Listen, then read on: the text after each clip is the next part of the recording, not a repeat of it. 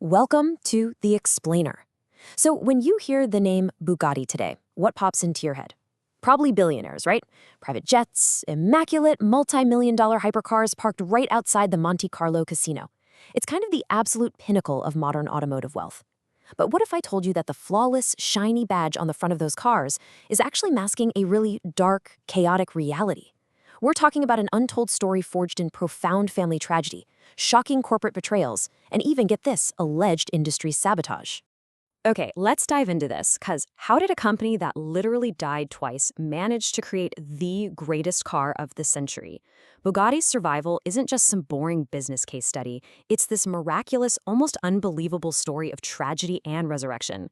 I mean, this is a brand that completely died. Not once, but twice. It lost its brightest minds, had its factory stripped away by war, was buried by financial ruin, and still managed to rise from its own ashes to basically rewrite the laws of physics. And this brilliantly illustrates exactly the divide we're exploring today. On one side, we've got the modern myth, right? The polished illusion of flawless engineering and limitless Volkswagen backing. But on the other side, that's the dark reality we're about to uncover. We are going to completely strip away that heavily polished veneer and look at the gritty, character-driven story of the people who literally paid the ultimate price to make Bugatti a legend. Chapter 1: Art, Ego, and Engineering. Our story kicks off in the very first era of Bugatti, which is completely defined by its brilliantly flawed founder, Ettore Bugatti. Now, to understand his incredible cars, you absolutely have to understand his deeply artistic roots. Ettore wasn't your typical, grease under the fingernails kind of mechanic. Not at all. He was born in Milan to this family of super renowned artists. His dad was an Art Nouveau designer, and his younger brother, Rembrandt Bugatti, was a really celebrated sculptor. Ettore actually tried to be an artist himself at first, but quickly realized he simply wasn't the most talented painter in the family. So he pivots. He decides he's going to use mechanical engineering as his aesthetic medium. To Ettore, cars had to be these beautiful rolling sculptures first, and functional machines second. And this led to some fascinating design philosophies. You've probably heard his super famous, kind of arrogant quip: "I build my cars to go, not to stop," right? Well, what's really interesting about this is what that quote actually masks. It wasn't just some cool macho thing to say about speed. It was actually Ettore's stubborn, absolute refusal to adopt modern hydraulic brakes. While his competitors, like Alfa Romeo and Maserati, were moving to much safer, way more effective liquid pressure hydraulic systems in the 1930s, Ettore, he just stuck to these outdated, cable-operated drum brakes. Why? Simply because he thought the hydraulic systems looked ugly. Seriously?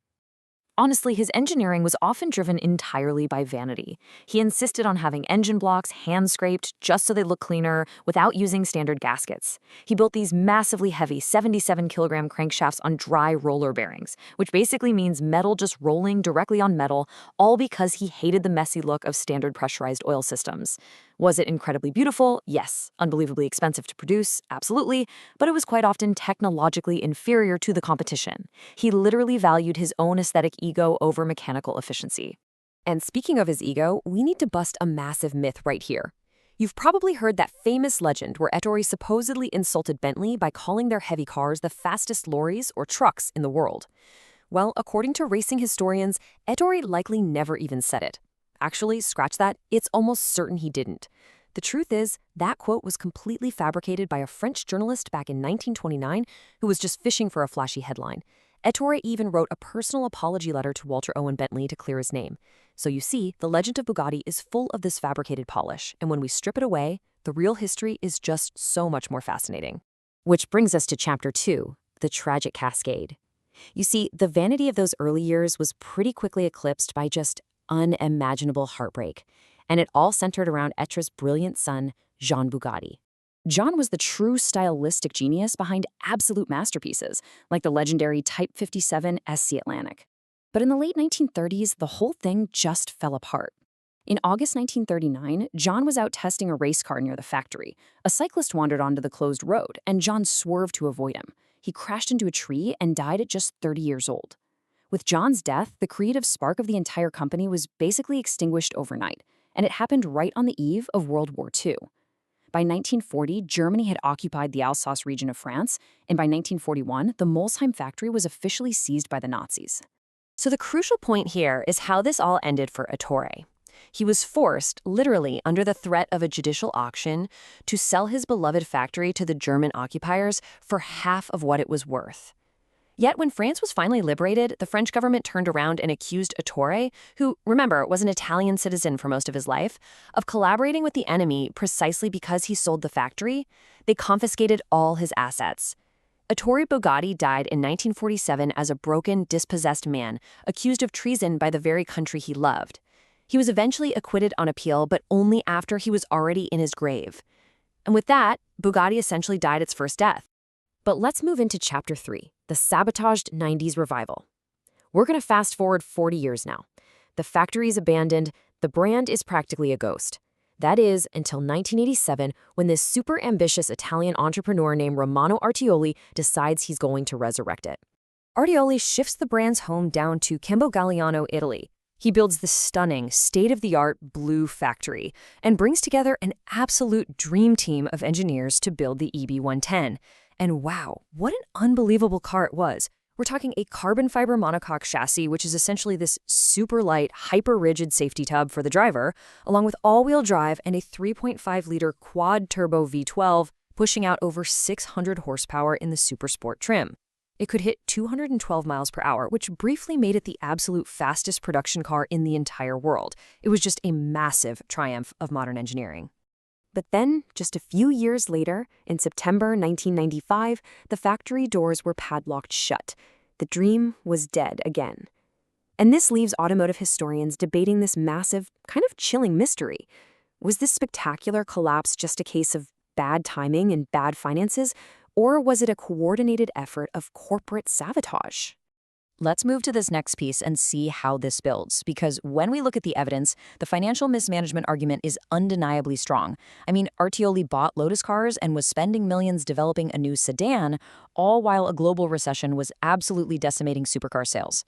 But Artioli claims a much darker truth. He alleges that rival Italian brands actively conspired to kill Bugatti. He claims suppliers mysteriously and simultaneously cut off parts, orders just vanished overnight, and, chillingly, that the steering columns on customer cars bound for Germany were intentionally loosened to cause crashes and destroy Bugatti's reputation. Honestly, whether it was finances, foul play, or a mix of both, Bugatti died its second death. All right, Chapter 4. The mad scientist's resurrection, because as we know, legends never truly stay buried. In the late 1990s, this dormant brand caught the eye of Volkswagen Group CEO Ferdinand Piëch. He was this brilliant engineer with a vision that, frankly, bordered on megalomania. Piëch's obsession started in a really unusual way. Picture this. It's 1997, he's riding a bullet train in Japan, and he literally sketches out this insane 18-cylinder engine on the back of an envelope. He knew he wanted to build it, but he needed a brand prestigious enough to house a crazy engine like that. Then, shortly after, while on an Easter holiday, his son absolutely insisted on buying a little toy model of a Bugatti Type 57 Atlantic. And boom, that was the light bulb moment. By 1998, Piëch made sure Volkswagen acquired the dormant Bugatti brand, perfectly aligning his wild, mad scientist engineering dreams with Ettore's legacy. And then, Piëch issued a mandate to his engineers that absolutely terrified them. He gave them one single number, 1001. That was the amount of horsepower the new Bugatti had to have. Oh, and by the way, it also had to drive faster than 400 kilometers per hour, but still be comfortable and reliable enough to drive your spouse to the opera in the evening. The whole automotive world, including people like Jeremy Clarkson, said it was literally physically impossible. But as you'll see, they were completely wrong. The result was the legendary Bugatti Veyron.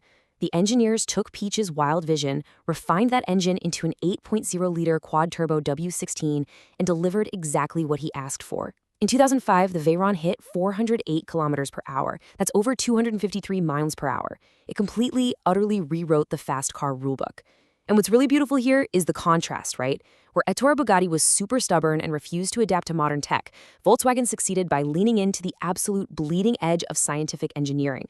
They tested the very limits of thermodynamics and aerodynamics to make the literal impossible possible. So, as we wrap up this explainer, I really want to leave you with a question to chew on. When you look at a Bugatti today, you probably just see a multi-million-dollar price tag.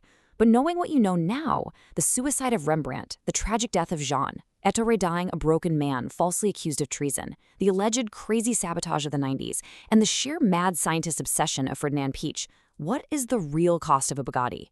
Because it's clearly not just carbon fiber and gasoline. It's a century of human triumph, vanity, and profound sacrifice. Definitely think about that the next time you see that famous red badge. Thanks so much for joining me, and keep questioning the history behind the polish.